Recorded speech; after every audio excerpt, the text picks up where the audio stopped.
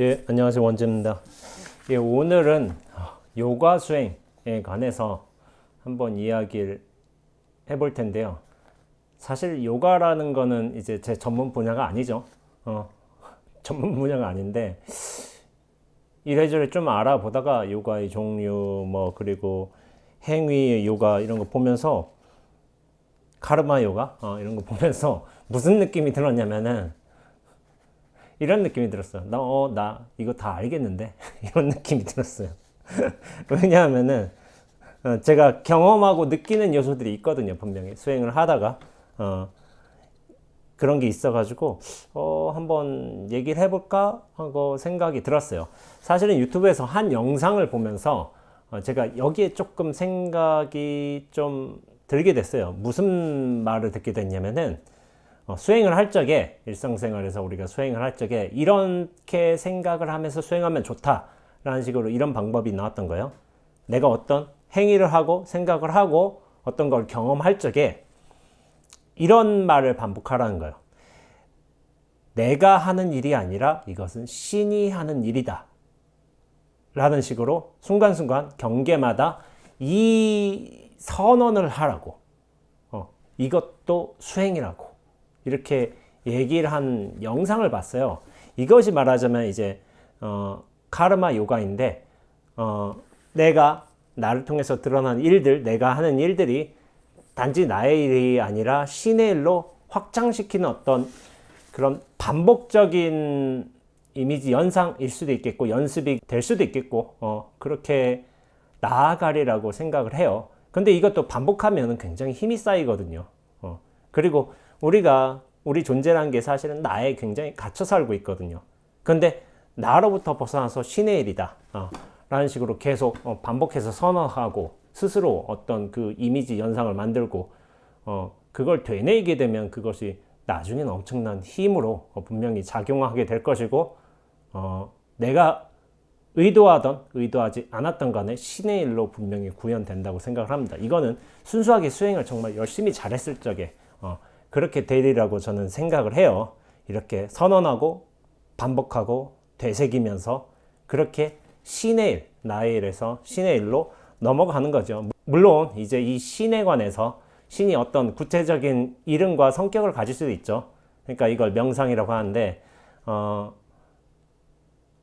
그것에 대한 정의는 이제 특정 방식으로 할 수 있는 건 아니겠지만은, 제가 불교 수행을 하면서 그리고 선수행을 하면서 저는 이 신을 텅 빈 공성 또는 이제 자성 본래 면목으로 보기 때문에 그런 식으로 해석을 한다면은 힌두교에서 말하는 어떤 요가의 어떤 특성들도 다 이해가 되는 것 같기도 하더라고요. 제가 본래 알아보려 한 것은 카르마 요가, 행위 요가인데 이 요가만 얘기하기가 좀 못한 거예요. 좀 알아보다 보니까 요가 6가지 요가가 있어요.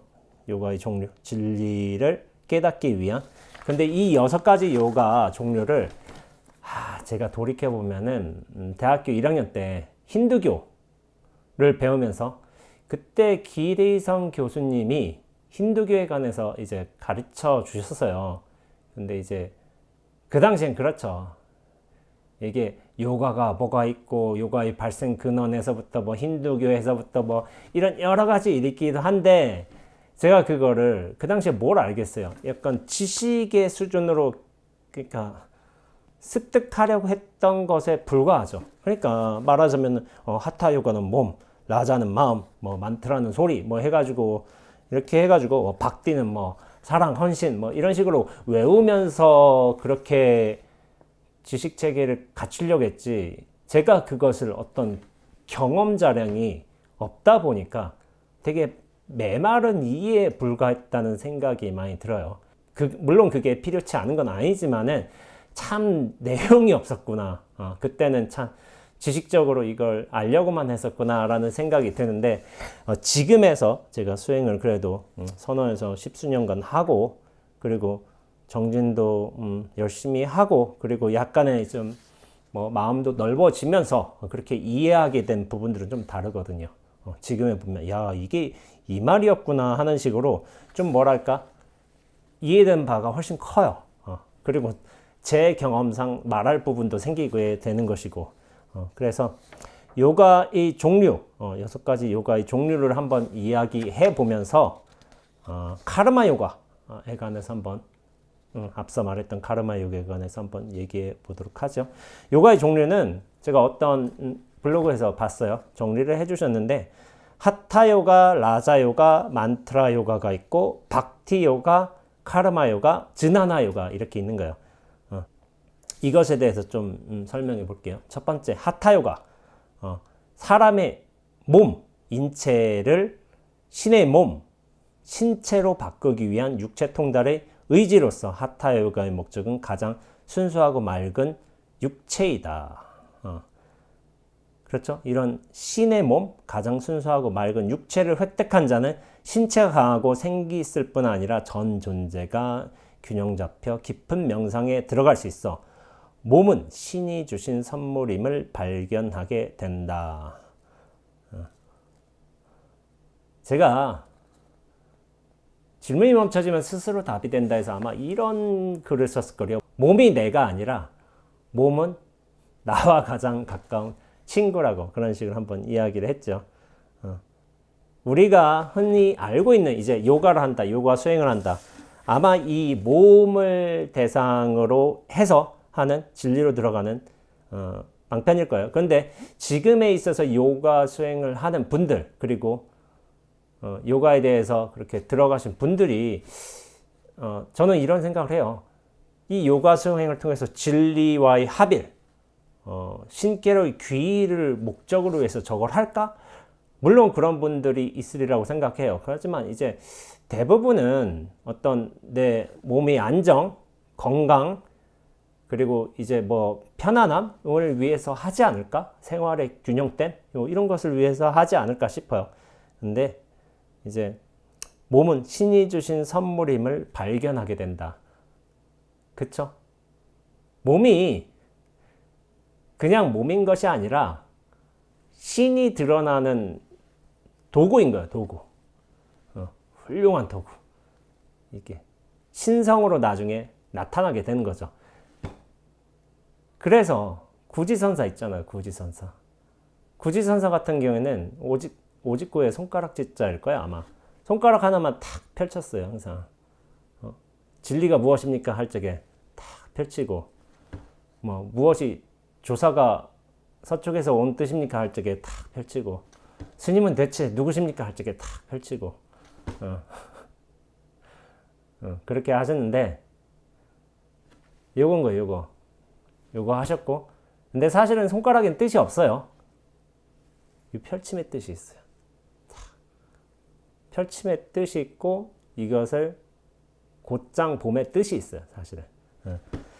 그리고 뭐, 몸을 통해서 또 구현한다 한다면 선문에서 임재스님 할 많이 하셨죠? 하고서 이제 소리를 지신 거예요. 이제 대중들이 뭐 이렇게 하다가 뭐 이래저래 좀 어느 중요한 기점 가서 하고 이제 소리를 지른다든지 하게 되면은 좀 깜짝 놀라게 되겠죠. 그러면서 그때 정신 차리는 사람이 분명히 있기도 해요. 그리고 이게 효과가 있기도 있었을 거예요. 물론 자주 있었던 건 아닌 거예요. 그거는 준비된 사람한테만 효과가 나타나기 때문에. 그러나 이건 계속 시도는 해봐야죠. 그리고 덕산 스님 같은 경우는 방이란 걸 많이 하셨어요. 방.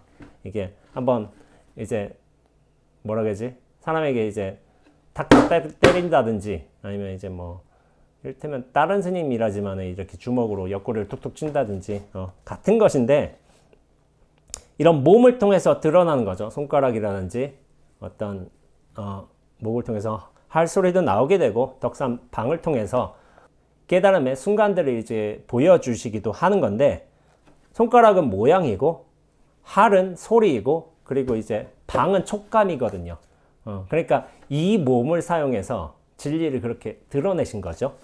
구지선사나 이제 임재스님이나 덕산스님 같은 경우는 그렇게 되고.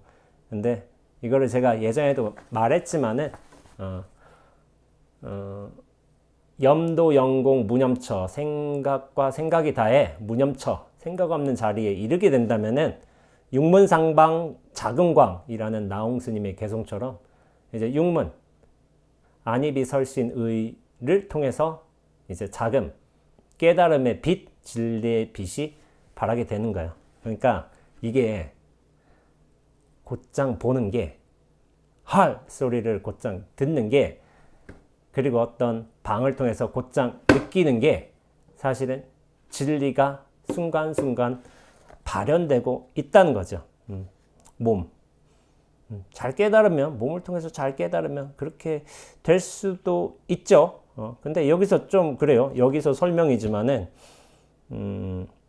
전 존재가 균형 잡혀 깊은 명상에 들어갈 수 있다. 그래서 이 요가라는 것을, 하타 요가를 어떤 명상에 들어가기 위한 준비 단계, 준비 연습으로 저는 해석한 경우를 많이 봤어요. 몸의 어떤 균형을 잡고 난 다음에 그것이 끝이 아니라 명상, 좌선에 깊은 어떤 자기에게로 들어가기 위한 그런 준비 단계라는 거죠. 근데 그렇게 생각해요. 요가를 하는 분들 중에, 많은 분들 중에 요가를 다 마치고 한 1시간 했다고 쳐봐. 2시간 했다고 쳐봐. 그럼 그 다음에 짧게라도 5분 동안 명상에 들어간 사람이 있을까? 별로 없는 것 같아요. 왜냐하면 이것을 몸으로써, 몸을 도구로써 이렇게 수행을 하지만은 몸의 실체화에서 벗어나기는 굉장히 어렵죠. 그렇기 때문에 많이 없을 거라는 생각을 해요. 그리고 라자 요가. 라자 요가는 해석이 어떻게 되냐면은, 마음을 도구로 하는 명상 요가 행법으로 왕의 요가라고 불린다. 위에 있나 봐요. 왕의 요가. 라자 요가의 목적은 명상을 통한 삼매의 체험이 있다. 주로 억압된 형태로 있는 잠재의식의 기억, 두려움, 갈망의 마음을 정화시킴으로써 그것으로부터 자유로워지고 지복한 기쁨을 경험하는 것이다 라고 했네요. 명상, 선언에서 좌선한 것도 기본적으로 명상이라는 틀을 가지고 있죠. 그리고 지금 하타요가, 라자요가, 이것을 딱 보니까 부처님 고행과 선정이 생각이 나요. 고행은 육체를 대상으로 해서 육체의 욕망이 끊기는 것을 어떤 목적으로 해서 하신 것이고, 어떤 마음으로서는 이제 선정이 최고 단계에 오르셨죠. 부처님 같은 경우에는. 근데 이건 이제 불교적인 부처님의 일화지만은, 고행을 통해서 육체를 조보받고 마음을 통해서 가장 깊은 선정에 도달하셨지만은 궁극의 깨달음을 얻지는 못하셨죠. 부처님께서는 선정의 깊은 단계에서도. 왜냐면 선정은 들어가고 또한 나옴이 있으니까 여전히 불완전한 것이고, 육체도 또한 항상하진 않잖아요. 어떤 상황과 조건에 따라 다시 힘들기도 하고 괴롭기도 하고, 이것이 끊임없는 변화의 과정을 거치니까 이 항상하지 못하다는 것 때문에 아마 부처님께서는 육체를 통한 고행도 어떤 좌선을 통한 선정도 아니라고 말씀하신 것 같죠. 그러나 제가 예전에 다른 영상에서도 얘기했지만은, 약간 제가 볼 때는 의도적인 시행착오예요. 부처님 이미 알고 계셨어요. 몸도 아니고 마음도 아니라는 것을.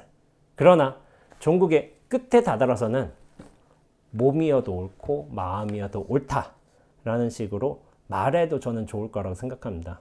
왜냐하면 이것도 옳은 거예요. 이것도 옳은 거. 근데 그 끝을 가야 돼요. 끝을 가야 되는 것이고, 다음 한번 볼까요? 만트라 요가, 진동음, 소리라고 하는데, 만트라는 소리의 진동을 의미한다. 음과 같이 특별히 고안된 진동을 반복함으로써 몸의 에너지를 진동시켜 막힌 에너지를 열어주는 수행법이다. 만트라 요가는 에너지를 통한 의식이 확장으로 마음이 감각에 속박되지 않고 자유롭고 평화롭게 만들어준다. 만트라. 이거 있었죠? 제가 예전에 시타르타라는 소설을 할 적에, 그 시타르타가 다시 강으로 돌아와서 강의 현인을 만나기 전에 강물로부터 어떤 소리를 듣게 돼요.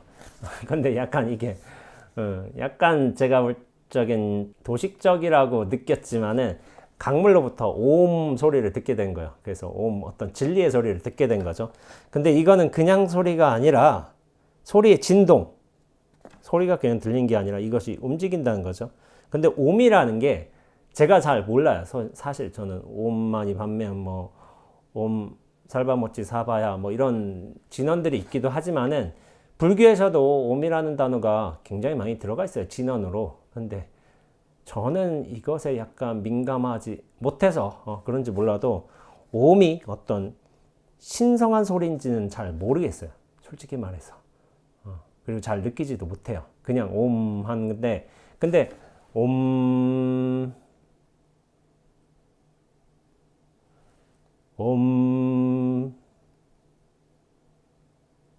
김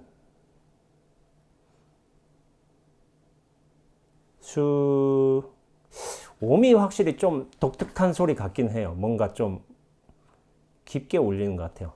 그래서 아마 힌두교에서는 굉장히 중요한 소리로 나오는 것 같은데 근데 이 소리라고 한다면 사실 하타 요가를 와도 연결이 돼 있죠. 왜냐하면 몸을 통해서 소리가 드러나는 것이니까. 근데 제가 이 소리에 관해서 이런 경험을 한번 말씀드려 볼게요. 제가 김천에서 일 보고 터미널에서 이제 수도함으로 돌아오는 길이었어요. 그때 무슨 일이 있었냐면은 버스 타고 돌아오고 있었는데 버스 밖에서 어떤 차가 못 나가고 있어. 근데 앞에서 누가 지나가고 있어.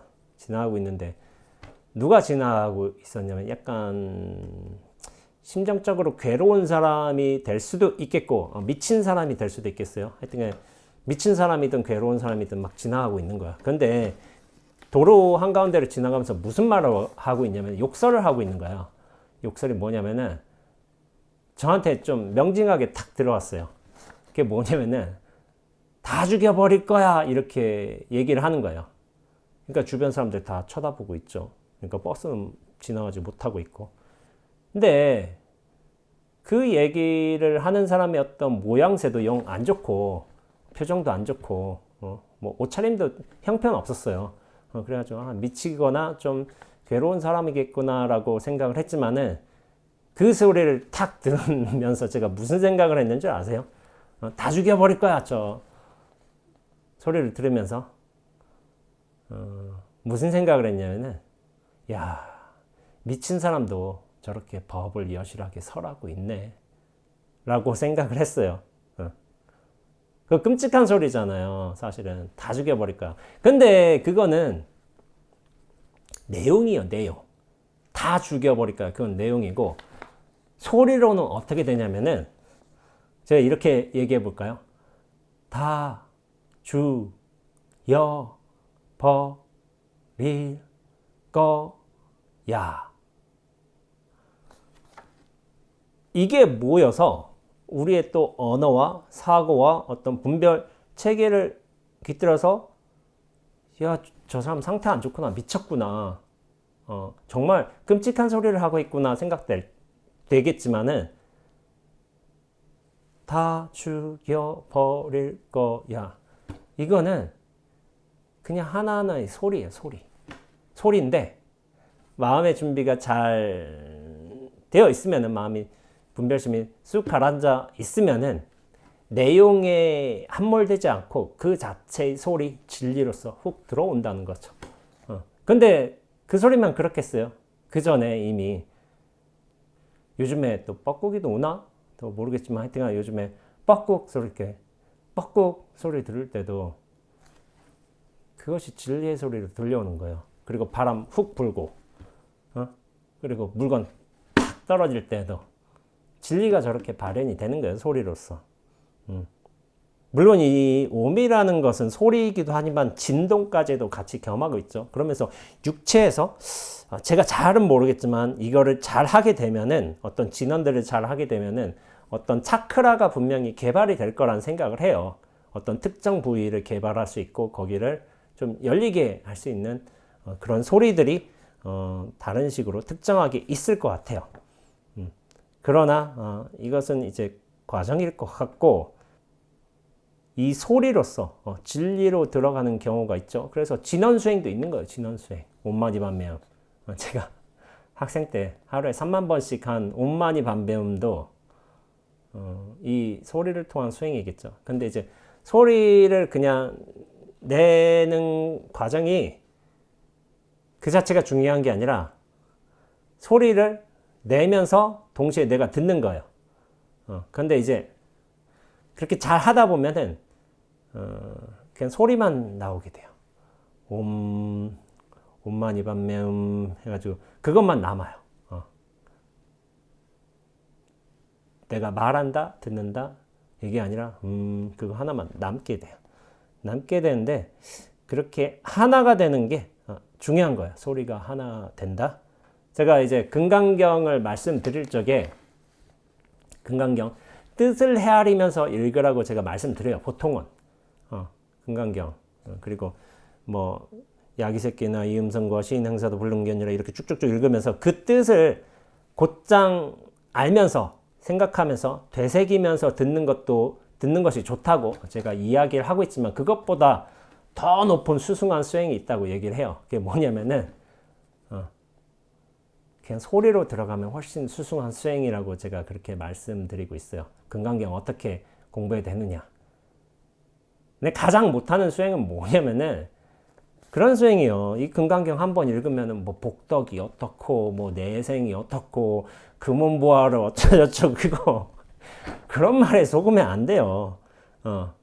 이 말하자면은 이 소리와 하나 되는 이 일체의 수행과 공덕이란 게 그게 엄청나다고 말하는 것이지 말하자면은 그 근본의 뜻과 같이 합일된다든지 어떤 최상위 진리에 통달된다든지 그게 중요하다는 차원에서 말하는 것이지 한 번 읽으면 무슨 공덕이 있고 두 번 읽으면 뭐 건강을 얻고 그런 거 아니에요. 속지 마세요.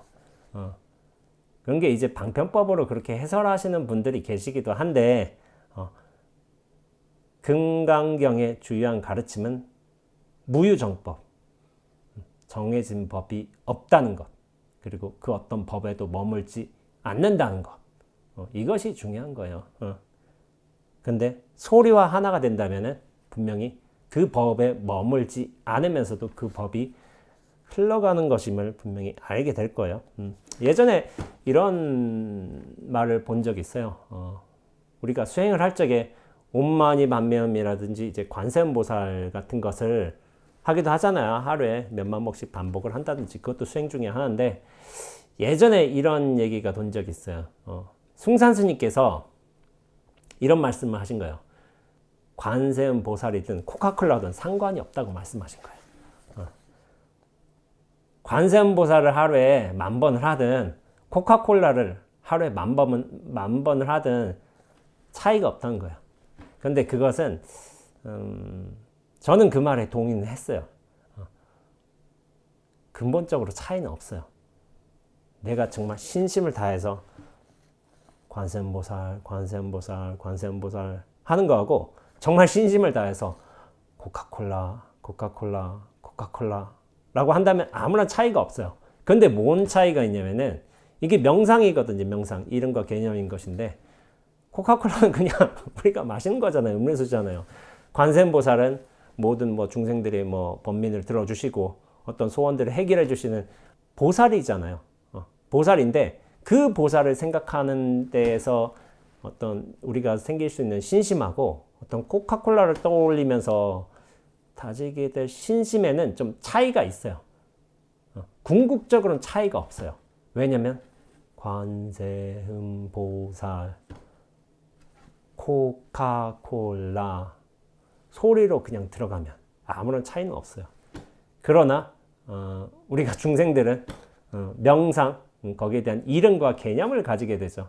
그렇기 때문에 조금 더 우리가 수행하기에 좋은 방편은 그런 좀 고결한 단어, 옴이라든지 뭐 그런 명상으로서의 어떤 이름을 부르는 것이 맞아요.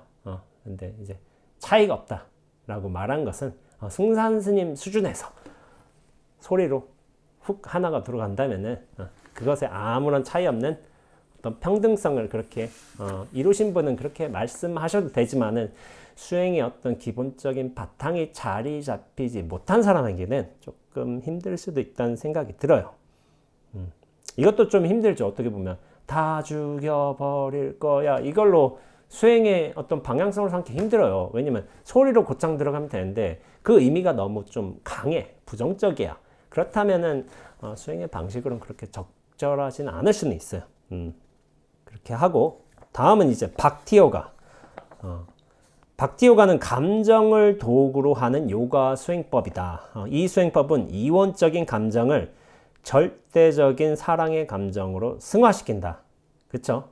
애증이 아니라 그냥 애증의 그런 게 아니라 절대적인 애, 순수한 애, 헌신적인 애, 사랑으로 그렇게 승화시키는 거죠. 박디요가 수행자는 신에 대한 기도, 향과 꽃 등을 바침, 신을 찬양하는 노래, 항상 신을 생각하는 것과 같은 행위를 통해 절대적인 참사랑을 체험하는 것이다. 그냥 사랑 아닌 거예요. 사람에 대해서 어떤 우리가 어떤 순간적으로 느낄 수 있고 왔다 갔다 하는 그런 사랑이 아니라 변하지 않는 절대적인 참사랑을 체험한다는 거예요. 이것도 참 좋은 방편이에요. 근데 박디요가 이건 저는 좀 힘들어요. 왜냐하면은 이 사랑이란 말이 약간 좀 그래요. 저한테 말하기가. 그래서 그런 말 하지 않아요. 자, 우리가 뭐 자비 뭐 이런 거는 이해하겠는데 사랑은 조금 힘들어요. 이거는 굉장히 기독교적인 전통에서는 잘 맞아요. 왜냐면 기독교가 믿음, 소망, 사랑, 그 중에 제일은 사랑이라 뭐 그런 말씀도 있기도 하지만은 기독교적 어떤 수행의 방식이라든지 그런 전통 문화가 살아가는 방식의 어떤 중심에서 그 사랑이 참 맞아요. 그리고 기독교 전통에 있는 어떤 명상가, 수행가들은 이 사랑이라는 단어를 실제로 체험하는 거예요. 근데 그거는 우리가 어떤 대상이 바뀜에 따라 바뀌는 들쑥날쑥하는 그런 감정으로서의 사랑이 아니라 전체성으로의 사랑인 거야. 전체성으로의 사랑. 그걸 분명히 느끼는 거죠. 이 전체성을 느낄 적에 그런데 개별의 어떤 특성마다 사람의 어떤 성향마다 그것을 사랑이라는 단어로서 의미로서 그렇게 표현을 하는 거죠. 그래서 정말로 깨닫게 된다면은 이 박디 수행을 정말 잘하게 된다면은 온 세상은 사랑이야, 사랑. 저 구름이 흘러가는 것도 사랑인 거고, 꽃이 피는 것도 사랑인 거고, 저 빨래가 지금 바람에 살살 나부끼는 것도 사랑인 거야, 다 사랑. 그런 식으로 표현되는 거예요. 근데 이제 불교에서는 그렇지 않죠. 진리가 이를테면 여실하게 드러난다. 이런 식으로 이제 표현을 하는 경우는 있어도 그걸 사랑이라는 어떤 개념과 잘 연결시켜서 이야기하지는 않아요. 저걸 또 구름이 흘러간다 그걸 자비라고 얘기하지도 잘 않죠. 물론 이제 자비라는 거는 이제 근원, 진리의 근원 차원에서 모든 게 자비의 드러남이지만은 아무래도 사람 사이에 어떤 생명 사이에 어떤 관계되는 일이니까 그렇게 얘기하지는 않는 것 같아요. 그러나 이제 기독교 전통 그리고 마음의 어떤 감정적인 그런 바탕이 좋으신 분들은 사랑이라고 좀 표현하는 경우가 많이 있어요. 근데 그거는 왔다 갔다 하는 사랑 아닙니다. 이 전체성을 통해 나라는 어떤 개별 자아를 크게 벗어나서 이 전체성으로 확대되었을 적에 느끼는 참사랑인 거예요. 참사랑.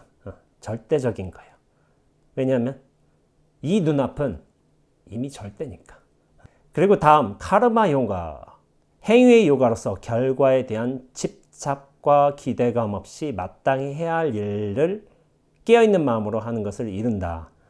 카르마 요가를 수행함으로써 수행자는 욕망으로부터 자유로워지고 고통에서 벗어나게 된다. 이걸 표현하는 말이 뭘까요? 오직 마땅히 해야만 하는 일을 깨어있는 마음으로 하는 거예요. 그게 뭘까요? 저는 이 말 듣고서 승산 스님의 오직 할 뿐이 생각났어요. Only go straight라고 하나? 영어로는? 근데 이제 그거를 오직 할 뿐이라고 하기도 하고 나이키도 좀 생각나죠? Just do it 이런 것도 생각이 나는데 이게 뭐야? 행위는 일어나는데 의도성이 없어. 의도성이. 어떤 결과에 대한 생각도 없고 결과에 대한 집착도 없고 오로지 내가 해야만 하는 일을 하는 것뿐이에요. 이거 참 중요해요.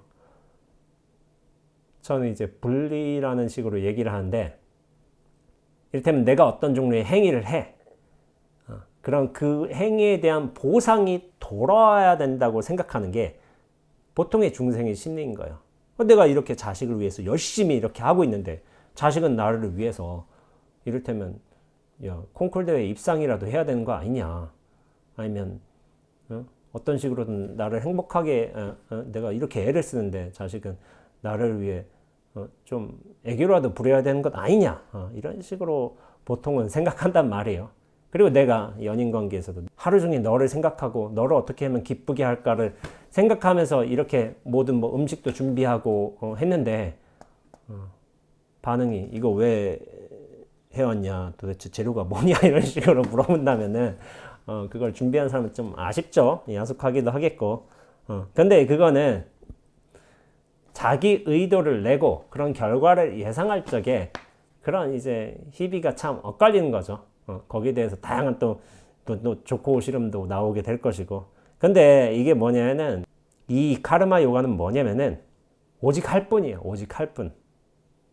그 어떤 선, 악, 시, 비에도 집착하지 않고 내가 해야만 하는 일을 하는 것 뿐이에요. 그런 의도성이 없고 결과에 대한 예측도 하지 않고 어떤 바람이나 기대도 없을 적에 그 행위 사실은 진정한 의미의 선에 가까워요. 그리고 아까 전에 제가 얘기했죠.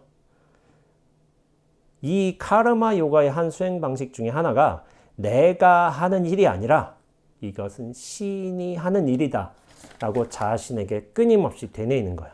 여기서 중요한 건 내가 아니라 신에게 넘어갔다는 거예요. 넘어갔다는 거. 그러니까 나의 판단, 생각, 감정 이런 게 중요한 게 아니라 신에게 넘긴다는 거예요. 그것을. 그러니까 분리가 일어나는 거죠. 그러니까 분리를 하는 거죠. 나의 생각, 감정, 어떤 의도성, 결과 그런 것을 따지는 것이 아니라 신에게로 모두 돌리는 거예요. 이게 참 저는 이 말 듣고서 참 좋은 수행법이다 이런 생각을 하게 됐어요. 왜냐하면 그 분리를 하면서 보통은 내 생각과 내 감정, 내 기준, 내 분별심 때문에 힘들거든요. 근데 그것을 큰 대상에게로 환원시키는 거죠. 그러면서 나의 생각과 중심성과 실체성은 분명히 저는 열버질이라고 생각을 해요. 그런 내가 실체를 있을 적에 내가 하는 행동 이런 것들 얼마나 사소하고 보잘것없고 이게 얼마나 불만족스럽고 그렇겠지만은 그 작은 것들 불만족스럽게 느껴지는 것들도 어떻게 보면 이것들이 신의 일이다라고 이렇게 규정을 하면서 그렇게 반복하면은 이 일도 달라져요. 보통 일이라는 거는 아마 여러분들 많이 들어보셨겠지만 그 일 자체보단 그 일에 대한 나의 생각 때문에 좀 괴로운 거거든요. 거기에 생각하지 않고 의미를 부여하지 않고 오로지 신의 일로 넘길 수 있다면은 참 이게 저는 좋은 수행 방식이라고 생각을 해요. 그리고 마지막 지나나 요가. 지나나 요가는 마야와 허상의 세계로부터 진리를 찾아가는 지혜의 힘을 개발하는 요가이다. 불교의 화두 선법과 유사하여 진리에 대한 끊임없는 지적인 탐구로 내면 탐구를 통해 참사의 발견을 목표로 한다. 근데 약간 이거는 조금 다를 수가 있어요. 끊임없는 지적인 탐구인가? 화두, 특히나 가나서는 좀 그렇지는 않을 수도 있어요. 지적인 탐구, 뭔가를 계속 파헤쳐가는 게 아니라 의심을 단지 키워가는 것 뿐이에요. 내면 탐구를 통해 참자의 발견을 목표로 한다. 내면 탐구. 그 방식이 가나서에서는 이제 의심이라는 건데, 그리고 의정, 의단 이렇게 크게 형성이 되는데 그것이 확 깨질 적에 보는 찰나 듣는 찰나에 탁 깨지거든요. 보통의 경우는 그래요. 물론 촉감이 찰나로 깨지는 경우도 있어요. 서늘하게 좀 여러 가지가 나와요.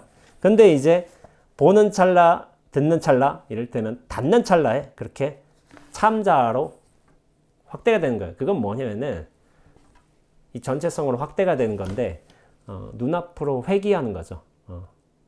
이전에는 이제 나라는 이제 실체와 중심에서 갇혀 살다가 이렇게 하다가 그런 준비가 되면은 의단이 커지면은 그리고 의심으로 온 세상이 꽉 차 있게 된다면은 어느 순간 그것이 툭 터지면서 이 전체성으로서의 어떤 합의를 경험하게 되는 거죠. 그거를 이제 공성에 대한 일별 한번 보게 된 견성이라고 부르고 있습니다. 여기에 대해서 이제 설명하기로는 이 수련법은 지나나 요가 인도예요. 수련자의 지혜와 감성, 의지를 훈련하는 방법으로서 반드시 깨달음을 얻은 스승의 도움이 필요하다 알려져 있다라고 하고 있는데, 예, 스승의 역할 커요. 그만큼 이제 어떤 가르치는 대상을 어떤 수준을 파악하고 적절한 방편도 제시하고 끊임없이 법문도 해주고 그런 역할이 필요해요. 여기는 이제 사고를 통해서 지나나 요가는 생각을 통해서 좀 들어가니까, 근데 이게 생각이란 게 굉장히 좀 위험하기도 해요. 생각은 끊임없이 변화하잖아요. 그리고 어떤 생각이란 것은 기본적으로 분별의 관념을 기초로 해서 형성이 되기 때문에 저는 이것이 가나선과는 별로 맞지 않는 해석이라고 생각을 해요. 왜냐하면 의심 자체는 어떤 생각의 요소가 아니거든요. 의심 하나로 더군다나 이게 내가 순일하게 익어갔을 때, 그리고 이 온 세계가 의심으로 꽉 찼을 때, 그것은 생각의 일이 아니에요. 생각의 일이 아니죠. 이 해설하신 분이 조금은 잘 모르시지 않으셨을까. 아마 이 인도에서 지나나 지혜의 어떤 탐구 방식은 분명히 있었을 거예요. 제가 잘은 모르겠지만은 내면 탐구, 자기 탐구, 그거를 뭐 라마나 마하리시 이렇게 하기도 하죠. 근데 라마나 마하리시가 이렇게 법문을 하고 제자들이 듣기도 했지만은 나중에는 당신들이 깊은 명상을 통해서 그것을 체화해 가기도 했죠. 그러니까 이렇게 하타, 라자, 만트라, 박디, 카르마, 지나나 이게 있고, 각각의 어떤 요가 수행의 대상이 몸이고 마음이고 진동음이고 또 사랑이란 감정이고 그리고 어떤 행위이고 그리고 생각이고 이렇게 하지만은 제가 느끼는 바도 그래요. 참 이 진리로 들어오는 문이 참 다양하구나. 저는 이제 가나선, 선불교 전통에 있죠. 전통에 있지만은, 그런데 돌이켜봐도 그런데 저는 가나선을 잘했다? 화두를 잘했다? 또 그런 생각도 안 들어요. 잘 안 됐던 것 같아, 제 생각은. 근데 이게 분명히 강력한 이제 힘인 건 알겠어. 진리로 들어가기 위한 가장 강력한 수단인 거는 저는 알겠어요. 어느 정도 느끼기도 하겠고. 근데 이 힘을 느끼게 된 게, 어떤 수행이 잘 돼서 느낀 게 아니라 결국에 한 번은 저도 툭 터지게 돼서 그때서야 어떤 그런 방편법들의 힘을 알게 된 것이지, 그거를 어떤 식으로 어떤 화두를 해서 이렇게 뭐 의단이 깊어져 가지고 그렇지는 않았던 것 같아요, 제 생각은. 그러나 이것을 설명해 달라고 한다면 가나선 설명해 달라고 그럼 설명해 줘야죠. 이런 것들이 분명히 통하는 분들이 있었으니까. 우리 지금에 계시는 많은 선지식들께서 지금 뭐 방장조실 스님들 같은 경우, 선원장 스님들 같은 경우 이 가나선의 어떤 힘을 얻어가지고 당신들의 안목을 여신 분들이 많아요. 그렇기 때문에 설명해 달라면 설명해 줄 수 있는데, 근데 그렇게 진리로 들어오는 여러 방편들이 뭐 사랑도 있겠고 생각도 있겠고 몸도 있겠고 뭐 소리도 있겠고 진동음도 있겠고 하겠지만은, 이게 단 한 가지로서만 오는 것이 아니라 좀 여러 가지가 뒤섞여 있는 게 아닌가 하는 생각이 들어요. 여러 가지 특성들이 합쳐져 있다는 거죠. 그런데 이렇게 잘못 생각하는 사람들도 있어요. 이를테면 내가 뭐 만트라 요가를 했다 쳐봐. 소리의 진동을 통해서 깨달음으로 들어갔다 쳐봐. 한 소리로 딱 들어가서 전체성으로 확대됐다 쳐봐. 그러면은 이 만트라 요가가 아니고서는 진리가 아니다. 이렇게 착각할 사람도 있어요. 어떤 의미에서. 또 가나선 하는 사람들 중에서 야, 이 화두를 못 깨면 깨달은 거 아니다. 라고 생각할 수도 있어요. 그리고 이를테면 뭐 박티 요가를 한다든지 야, 사랑의 감정을 느끼지 못하는데 어떻게 수행을 제대로 한 거냐. 이렇게 할 수도 있고 하타 요가에서는 또 몸을 하니까 야, 몸의 균형이 이루어지지 않았는데 어떻게 깨달을 수가 있다는 거냐. 이렇게 착각할 수도 있어요. 근데 이거는 약간 공부를 좀 완벽하게 못한 사람들이 하는 소리 같아요. 그 중간 과정에 있는 사람들이. 사실은 이게 서로 교섭이 될 수도 있고 안 될 수도 있어요. 어떤 한 가지만 특정하게 옳은 게 아니라 다른 방면에서의 어떤 특성만 살아날 수도 있다는 거예요. 그러니까 행위 요가, 카르마 요가 오로지 시인에게 맡기면서 이 공성에게 맡기면서 진여 자성에게 모든 걸 다 허용하면서 나는 행위만 할 수도 있는 거예요. 그런 사람이 뭐 진화나 지혜, 사고의 방식이 발전되지 않을 수도 있어. 이를테면 사랑의 감정이 를 통해서 절대적인 사랑이 있죠. 참사랑. 이걸 통해서 진리와 하나 된 분이 이를테면 몸이 균형되지 않을 수도 있어요. 그럴 수도 있는 것이고 이를테면 마음으로 라자요가 마음을 근본을 통달한다 하더라도 어떤 만트라의 입장에서는 그렇게 뭐 이제 진동이 어떤 진리의 소리로 안 나올 수도 있어요. 근데 이것을 억지로 꿰어 맞추면 안 돼요. 착각이에요.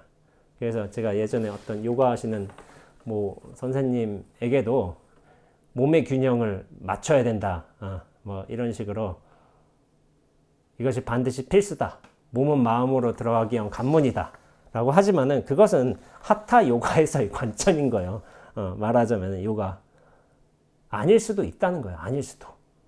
다른 요가 전통마다 요가라는 게 우리가 너무 지금 편협하게 알고 있어서 그렇지 몸을 이렇게 자세 잡고 균형 잡고 뭐 이거 뭐를 자유자재로 다루고 이거는 하타 요가에만 해당되는 것이지 그렇게 카르마 요가, 지나나 요가, 뭐 라자 요가 수많은 수행 방식이 있다고 이미 요가 수행 정통에서도 이야기하고 있는 거죠.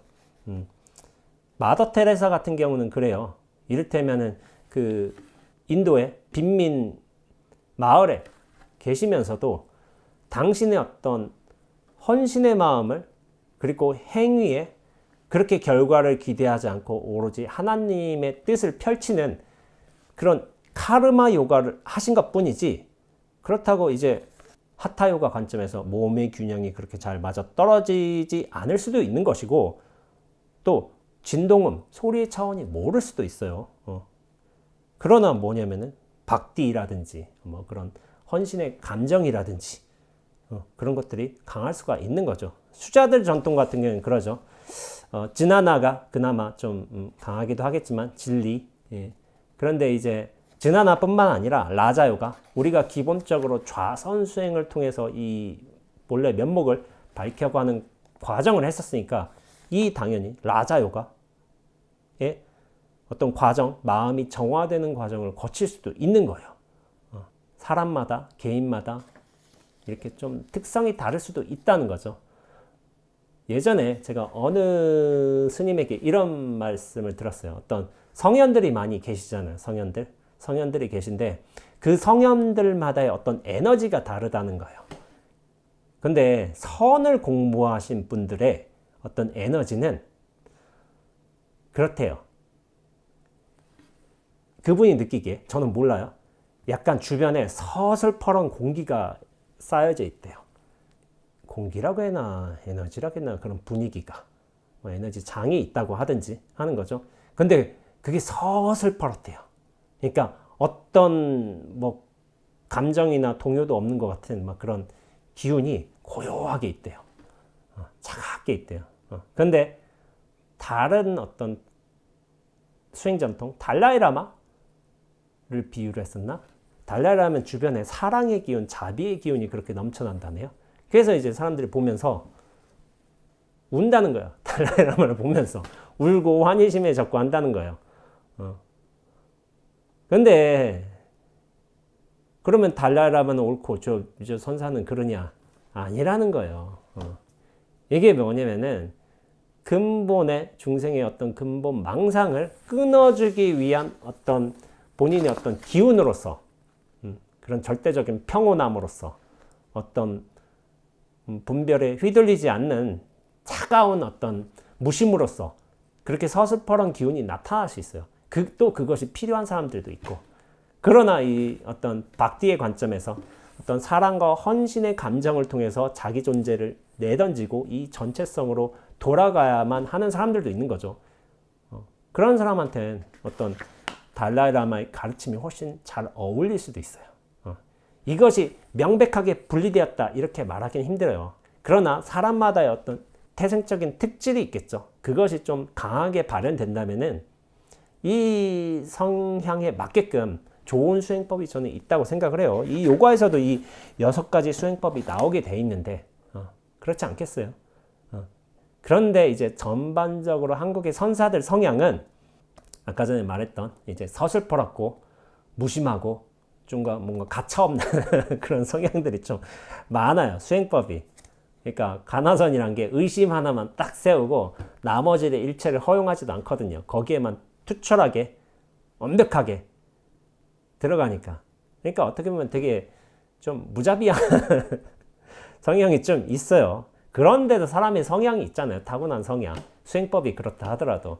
그래서 이를테면 그렇게 선사들이 좀 무심하고 좀 대범하고 가차없고 그러면서도 뭐 절대로 타협없고 그런 성향이기도 하지만은 뭐 송광사의 구산스님처럼 이렇게 대중들에게 굉장히 편안하게 자비롭게 이렇게 대해주신 분들도 있다는 거죠. 어느 한 가지 특성만 딱 이야기해서 선은 이렇다 이렇게 얘기하기 힘들어요. 근본적인 어떤 성격이 있겠지만 개개인의 특성마다 어떤 가지고 있는 성품마다 발현되는 방식이 다를 수가 있다. 저는 이렇게 생각을 하고 있습니다. 근데 이제 그래서 이런 말씀 드리기도 하는 거예요. 성현이 반드시 이러한 모습이어야 된다. 자비로운 모습이어야 된다. 항상 얼굴에는 환한 미소만 띄고 있어야 된다. 그건 착각이에요. 오히려 다양한 방편들을 자유롭게 구사할 수 있는 게 좋은 것이죠. 성현은 화도 내지 말아야 된다. 그래야만 성인이다. 깨달은 사람이다. 착각인 거예요. 그거는 중생심에서 볼 적에 내가 화를 내고 내가 휘둘리고 있는 상태에서 성현들이 화를 낸다면 저 사람도 범부구나. 깨닫지 못했네. 이렇게 생각하는데 성현 입장에서는 그 다양한 방편들도 활용할 수 있다는 거죠. 그래서 제가 말씀드리기로 성인들은 화를 쓰는 거예요. 화를 내는 게 아니라 화를 대상과 인연에 맞게끔 화마저도 쓰는 게 성현인 거예요. 근데 내 수준이 안 되면은 내가 그만큼 성현의 어떤 정신이나 마음 상태에 도달하지 못하면은 똑같이 보여요. 화를 내는 것처럼. 왜냐면 내 수준이 그렇기 때문에. 자기 수준을 높여야 돼요. 그 마음에 어떤 집착함, 분별심을 확 깨트려야지. 그러면은 이 전체라는 관점에서 성현들은 화를 쓴다는 것을 알게 될 수도 있어요. 그렇게 되는 것이지 어떤 한 가지 특성만 갖춘다고 해서 성현이 아니란 거죠. 그래서 금강경에서도 제7의 무득무설분에 이런 구절이 나옵니다. 일체현성 개의 무위법 이유차별 이란 말이 나와요. 일체현성이 개의 무위법으로서 차별이 있다. 그러니까 무위법이란 건 뭐냐면은 제가 이런 식으로 말씀드리자면 이게 평등법인 거예요. 그리고 전체성인 거예요. 그렇지만은 차별이 있다는 거예요. 차별. 그건 뭐냐면은 어떤 개개인의 성품도 있겠고 인연과 경계와 사람에 따른 다양한 방편들이 나온다는 거죠. 평등법과 차별법이 함께 있는 거예요. 공과 색이 함께 있다는 것이지 이게 서로 반대되거나 차별이 있다고 이런 자비로운 성품이 아니라고 이 평등법에서 벗어나지는 않는다는 거예요. 이거를 잘 알아야 됩니다. 그러니까 다양한 특성들이 나오는 거예요. 성현들마다. 근데 그게 원래 옳다는 거예요. 그렇기 때문에 저는 다양한 수행법이 이렇게 나오고 소개되는 것은 전 좋다고 생각하고 있어요. 그건 뭐냐면은 분명히 자신의 어떤 성향과도 기질과도 맞는 수행법은 있다고 생각하고 있거든요. 그거를 한번 시험해 보는 거예요. 그러니까 내가 자비의 성품이 되게 강해. 사람에 대한 어떤 사랑의 감정이 커. 그런 사람들이 이를테면 저는 간화선, 화두선을 한다는 건 별로 안 맞을 수도 있다고 저는 생각을 하고 있어요. 개인적인 의견이에요. 이제 너무 배려심도 크고 항상 뭐를 아껴해주고 공감하는 능력도 크고 그런 분은 아직 조금 간화에는 좀 안 어울릴 수도 있어요. 그런 분은 오히려 그 사랑의 마음을 상대방을 위한 배려심을 적극적으로 구현하면서 나의 어떤 분별심과 어떤 삿된 감정들을 내려놓는 수행을 하는 것이 훨씬 좋다고 저는 생각을 하고 있습니다.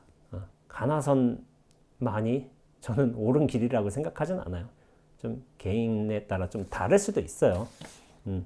그렇게 하고 하지만은 저는 앞서서 얘기한 바대로 제가 행위의 요가 요것에 대해서 좀 관심을 가져가지고 좀 이 요가 6가지 요가에 대해서 잠깐 간략하게 설명을 드렸지만은 이게 참 웃기는 일인 거예요.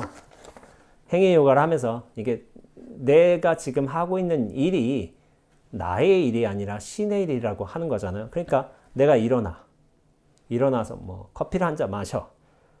마시고서 뭐 비스켓 맛을 봐. 다네. 뭐 이렇게 하고. 그러다가 이제 뭐 이를테면 뭐 어디 회사로도 출근할 거 아니에요. 버스에 타. 뭐 진동을 느껴. 그리고 생각도 해. 그리고 직장에 가서 사람들과 이야기도 나누고 여기에 대해서 좀 고민 좀 해. 이 모든 일들이 되게 사소한 일처럼 보이겠지만 내 개인의 일처럼 느껴지겠지만 이것이 모두 신의 일이다 라고 하는 거죠. 의식의 초점을 나에게서 의도적으로 내려놓고 신의 일로 던지는 거예요. 신의 일로 던지는 거. 참 좋은 수행법이에요. 좋은 수행법. 근데 이게 잘 되기는 힘들 수도 있어요. 어떤 사람에게는 잘 될 수도 있고 안 될 수도 있어요. 왜냐면 그 마음의 비움 자량이 잘 마련되면 쉬울 수도 있겠지만은 비움이 잘 크지 않으면 그리고 내 분별심과 실체감이 정말 큰 사람이라면 조금 힘들 거예요. 이를테면 회사에 가서도 그런 말 할 거 아니에요. 김 과장 또 만나서 저 아침부터 재수없어 이런 생각을 하기도 할 거 아니에요. 저 박 대리 말을 안 들어. 하여튼 간에 나 때는 안 그랬는데 뭐 그럴 수도 있을 거 아니에요. 사람 보면서 꼴 보기도 싫고 그리고 마음에 안 들고 저게 어떻게 박 대리가 하품하는 게 저게 어떻게 신의 일이야 라고 생각할 수도 있잖아요.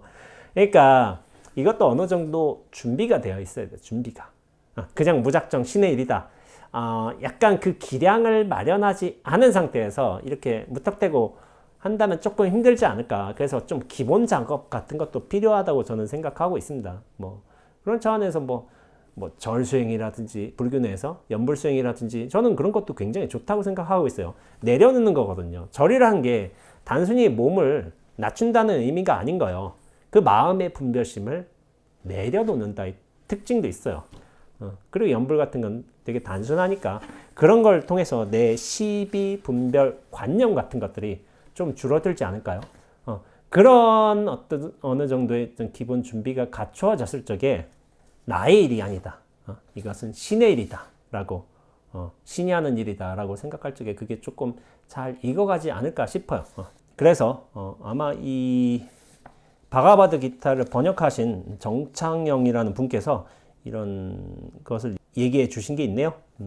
우리가 완전한 자유에 이르려면 완전한 포기가 있어야 하는데 결과를 기대하지 않는 행위를 훈련하지 않고는 완전한 포기가 불가능하다. 완전한 포기에 도달하기 위해서는 결과를 기대하지 않는 행위를 훈련하는 것을 카르마 요가라고 한다라는 식으로 설명하셨네요. 아마 이거 바가바드 기타를 아마 번역하신 분일 거예요. 근데 완전한 포기잖아요. 근데 완전한 포기는 뭐냐면은 이게 뭘까요? 나의 포기예요. 나의 포기. 나의 포기가 이루어지면은 곧장 신이 현현하게 돼요. 근데 신이 어떻게 현현하냐고 이제 물으실 수도 있지만은 시는 이렇게 현현해요. 이렇게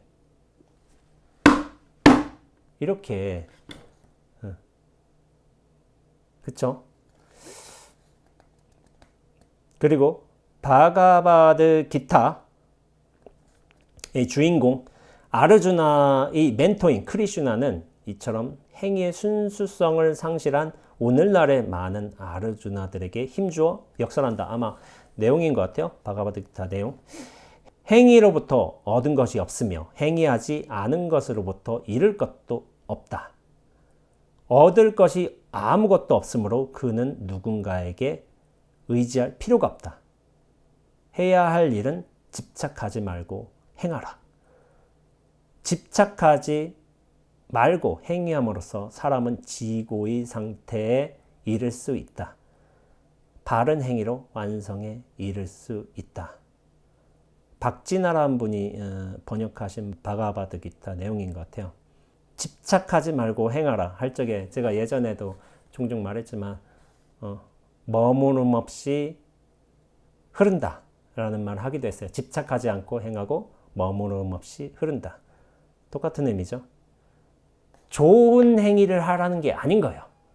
그 어느 것에도 의지하지 않고 머무르지 않고 집착하지 않고 단지 행하라는 것 뿐이에요. 그래서 승산 선생님의 오직 할 뿐인 거예요. 나이키의 Just Do It이고 굉장히 좋은 글귀예요. 의도를 내지 않고 결과도 기대하지 않고 오직 그 행함으로써 그 행함에 몰입할 적에 신의 뜻이 나라는 도구를 통해서 이렇게 드러난다는 거예요. 이렇게 드러난다는 거. 나라는 통로를 거치는 거죠. 신에게 모든 것을 내맡긴다는 것은 그렇게 에고의 무게와 중심성을 줄이고서 이 신, 전체성, 공성, 진여, 자성. 에고는 무게가 있죠. 근데 이 공성에는 무게가 없어요.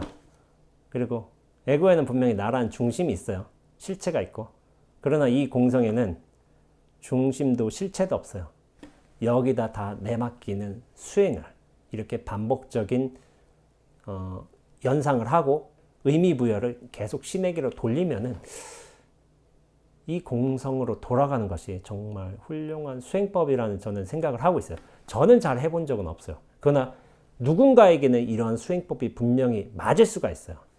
그러니까 좌선에 익숙하지 않고 그리고 사랑의 감정이 적다든지 그러나 그 어떤 행위를 하면서 집착하지 않는 행위를 하면서 자기 존재를 찾아갈 분들이 분명히 계시단 말이에요.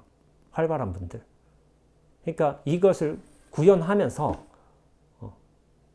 그것이 신의 일을 하는 거죠. 부처님 진여 자성의 모습을 나란 도구와 통로를 통해서 드러내는 것으로 그렇게 저는 제대로 확장이 될 수 있다고 생각하고 있습니다.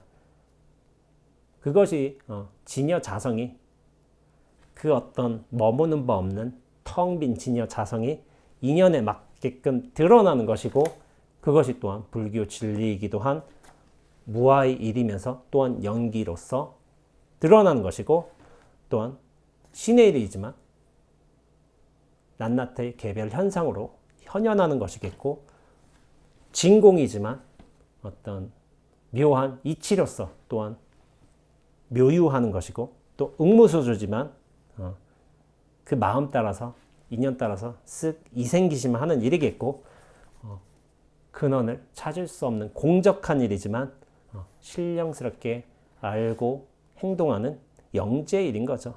영재의 일.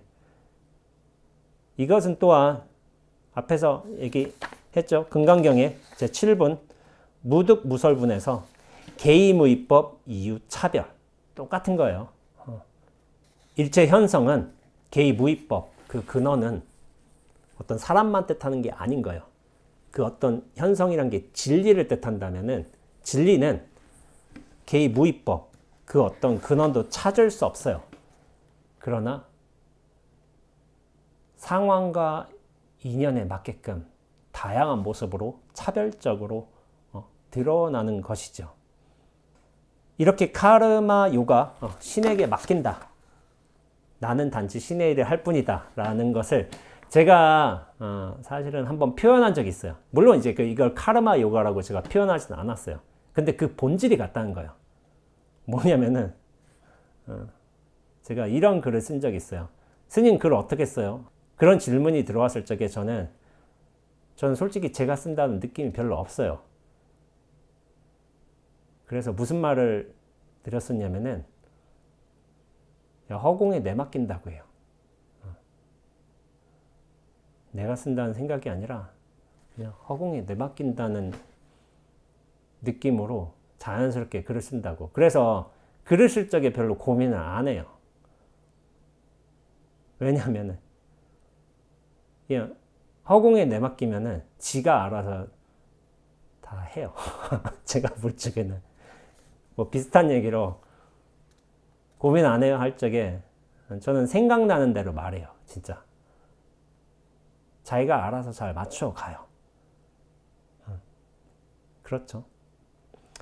예전에 제가 여행 책을 볼 적에 20대에 굉장히 적극적으로 삶을 개척하고 여행을 통해서 뭐 의미를 찾고 하는 어떤 굉장히 진취적인 사람이 쓴 글귀가 있어요. 그게 뭐냐면은 생각하는 대로 살지 않으면 사는 대로 생각하게 된다. 이 글귀가 어떤 여행가들한테는 굉장히 큰 자극을 줬던 거예요. 그래서 생각하는 대로 바로 실행해야 된다. 그렇게 살아야 된다. 진취적이고 적극적이고 개척하는 마음으로서 이렇게 살아야 된다 했는데 우리가 그러지 않으면 사는 대로 그냥 생각하게 된다는 거예요. 이것을 저는 참 공감해요. 공감하지만은 공감하지 못하는 부분도 있어요. 그게 뭐냐면은 왜 사는 대로 생각하면 안 되는데? 사는 대로 생각할 수도 있잖아. 그게 잘못되지는 않았어요. 근데 생각대로 산다. 이건 뭐냐면은 나의 중심성, 주체성, 실제성이 굉장히 강한 상태에서 이야기하는 거예요. 물론 이게 나쁘진 않아요. 이걸 통해서 삶을 적극적으로 개척하고 변화시킬 수 있고 나를 삶의 현장에 뛰어들게 할 수도 있는 거예요. 그런데 그것만 알아서는 안 되는 거예요. 나라는 중심에만 실체에만 갇힐 게 아니라 이 전체성, 허공의 원리, 신의 뜻, 뜻없는 뜻, 그리고 우리가 느끼지 못하는 이 무위법의 일들, 일체 평등의 일들, 이것도 알아야 되는 거예요. 한 가지만 알면 안 되는 거예요. 근데 우리가 유의법의 세계에 워낙 길들여져 있다 보니까 나라는 중심과 실체를 꽉 붙들고서 살고 있는 것들이 그런 모습들이 문제가 될 때가 많이 있어요. 물론 이게 나쁜 건 아니에요. 그러나 이 전체성, 이 눈앞은 원래 열려 있고 진리는 원래 다가와 있고 이 허공에서 모든 일들이 인연법 따라 펼쳐진다는 이 순리를 알게 되면은 이 유의법의 일들을 바라보는 안목 바뀌게 되고 그리고 그걸 다룰 수 있는 역량도 생기게 되는 거예요. 그러니까 나의 일만 알 것뿐만이 아니라 전체의 일, 허공의 일, 신의 뜻, 진여자성의 무한함 이것도 알아야 되는 거예요. 이 두 가지를 모두 알아야 되는 거죠. 그래서 우리가 나의 어떤 중심 실체성을 낮추고 오히려 이것을 허공의 뜻에, 신의 뜻에, 어떤 진여자성의 뜻에, 뜻없는 뜻에 맡길 적에 모든 것이 나라는 인연을 통해서 적절하게, 진실하게 나아가고 있음을 분명히 알 수도 있습니다. 그렇게 깨달을 수도 있어요. 이럴 적에 진리의 삶을 사는 거예요. 진리의 삶. 근데 나에 집착하지 않는 거예요. 그 모든 걸 하늘의 뜻에, 신의 뜻에, 진여 자성의 뜻에 내맡기는 거죠. 그렇게 순리대로 사는 온전한 삶.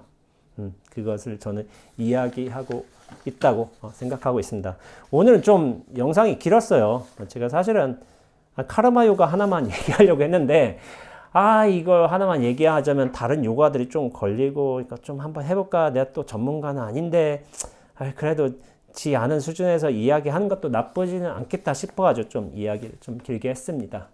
길게 했지만, 요가, 수행처럼 우리에게 다양한 수행 방편들이 있고, 자기 어떤 특성을 잘 찾아가면서, 할 수 있는 수행법이 저는 있다고 생각하고 있어요. 저한테 무슨 수행이 가장 어울릴까요? 저는 사람마다 지켜보면서 좀 다른 수행을 얘기하기도 해요. 모든 이가 다 가나선, 참고를 해야 된다고, 화두 참고를 해야 된다고 생각하지는 않아요.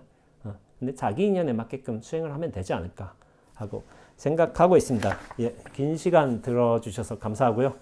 다음에 또 이제 다른 이야기로 한번 찾아뵙도록 하겠습니다.